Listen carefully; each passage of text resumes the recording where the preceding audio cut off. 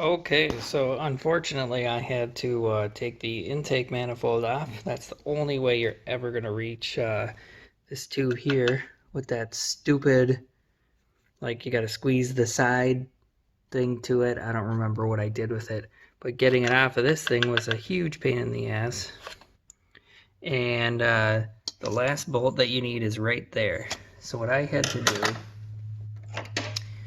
because there is a plate right here, yeah, right there, that there's no cutout to get that all the way through. So what I had to do, because I couldn't stick a ball end in there, was I had to put it in just like this and wedge it in there, break it free, and then once it's broken free, you come in with a long ball end,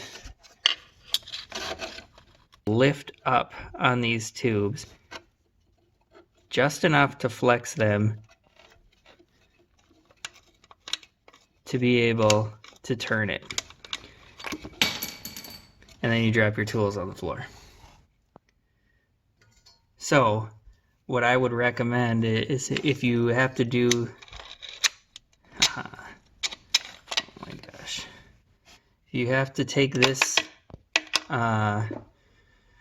oil housing assembly off, that you just plan on taking your intake manifold off in order to get these 4 bolts out, and then it should be able to come off. And there's another little, that green little clip has to come off, otherwise your sensor here won't be able to clear it when you pull it off of there. And then check these for cracks. If there's any cracks, replace it. Otherwise you can get away with just a few dollar seal where it is up against the block. Okay, so I couldn't do this with 2 hands, but when you're trying to remove your oil filter housing, don't be like me and try and go down through the bottom. Just take this knock sensor off and then just kind of twist it and move it around and pull it up. But you can see, obviously, I cleaned a lot of this off. And I'll overlay another picture basically of the huge mess that you make when you take the oil cooler off and you dump coolant and all that kind of stuff. But I got it all cleaned up and I degreased everything and I retorqued these.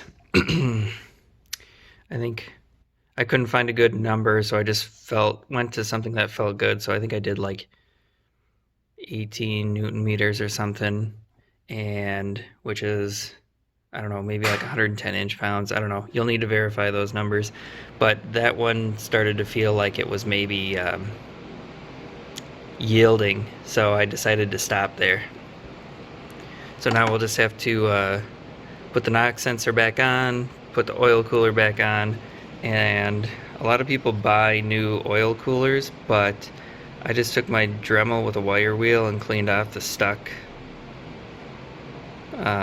gasket material that was on this. It's basically just a solid piece of metal, so I don't know why you would need to replace this unit unless you've actually had a crack or some other failure to it. So that's the next step that'll go on. Obviously I reused this piece. I didn't find any cracks, so I just replaced the gasket. New gasket here, so hopefully we don't have a big mess anymore. Oh, and the other thing that I did while I was in here, which was a huge pain, was the thermostat. If you have higher mileage and you're getting in here to either clean your valves like I have to do or replace this, replace the thermostat, because otherwise having to pull the alternator off and try and snake your hands in either from the side or from the bottom to get that bolt there or that bolt there, plus getting this piece off, I have 100,000 miles on mine, was a huge pain to try and take that piece off, because it's got some weird taper and they were really stuck together after 8 years. So I will get this all put back together and I'll show you what it looks like all put back together. Okay, so sorry I can't show you kind of bolting everything up because I only have two hands and I only have one when I'm filming. So you do have to disconnect this bracket. It's just a single bolt down here and then like this press fit thing up here. So reconnected that, put the knock sensor on. The bolts in the oil filter housing have to be torqued first. I torqued them to about 15 Newton meters, which felt pretty good.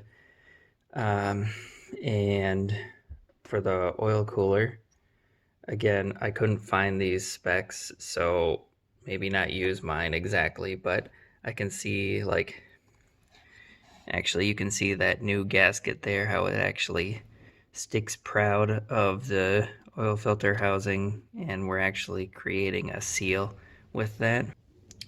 Here's one of the old gaskets, and you can see this is the side that was in the housing, and this flat part now is basically from it just being torqued down over time and all the heat cycling, it is now flattened, which is why it doesn't create that seal.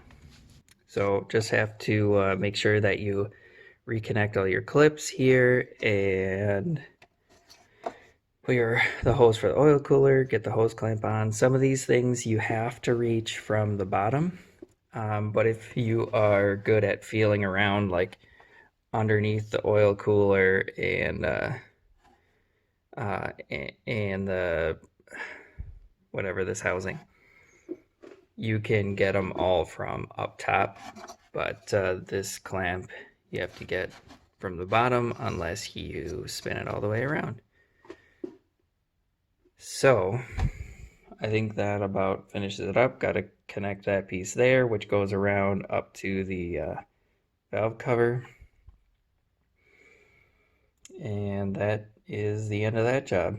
So hopefully some of the instructions that I gave here for replacing those gaskets helped a little bit. All right.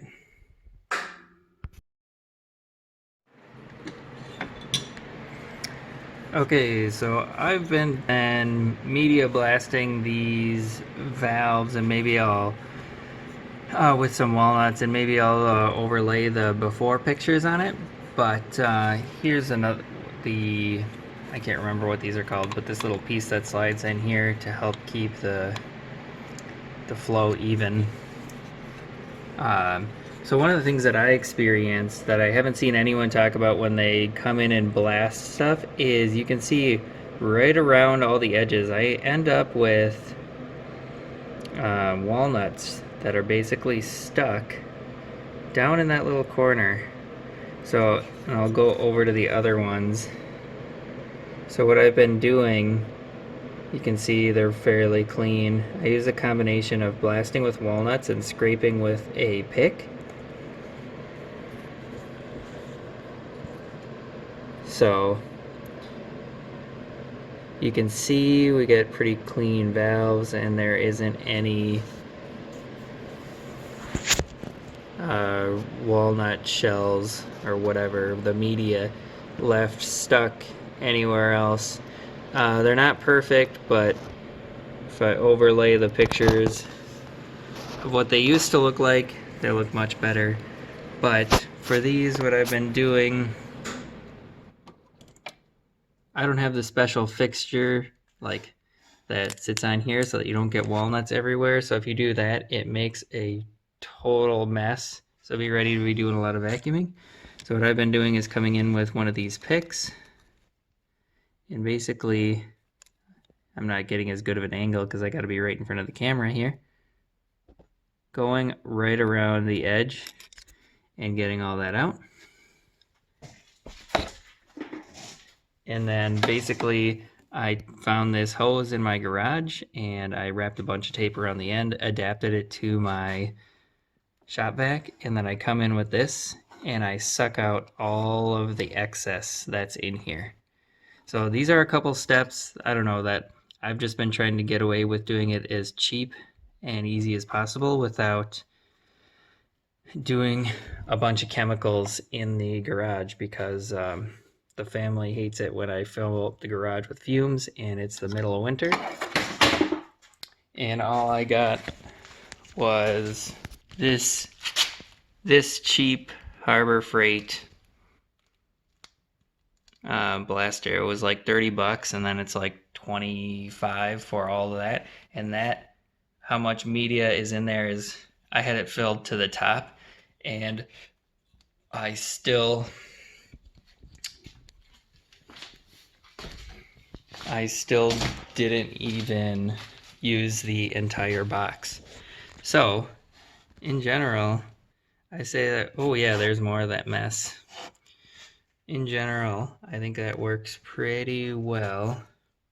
There's plenty of how-tos, so I'm not going to show you how-to for taking the manifold off and all that kind of stuff.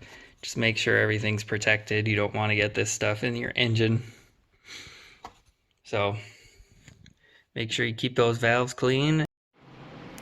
Okay, so I didn't want to skip this part. After cleaning out all the valves and doing that runner flap delete, one of the things that in my brief searches I couldn't find any information on, and I didn't get a response from the manufacturer of the runner flaps I used, is what to do with these.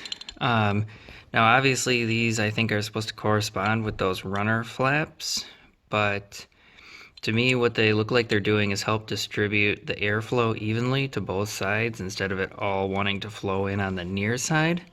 And the other thing that I don't like is if you do the runner flap delete, leaving these huge cutouts open and basically a big flat spot at the end, it seems like it will create a lot of unnecessary turbulence. So I just have those sitting in there, and I trim because the runner flaps don't have a recess for these little that little boss that normally sticks up. So I just sanded them flat for all of them, and I'm going to be running it. So maybe it'll affect flow, maybe it won't. I'm not sure. So that's how I'm doing it. I haven't found anybody that talks about this. So, and I'll show you the manifold real quick. That's what it looks like with the runner flaps in there. So I think that that will is actually beneficial, but we'll see. I'll make a video if there's something that is bad about it. Okay, so the manifold is mostly back on, and I will just have to finish tightening down all of the bolts and put the throttle body and intercooler piping back on, and then I will be ready to start and drive the car. I hope this video was helpful for someone looking to take on all of these jobs.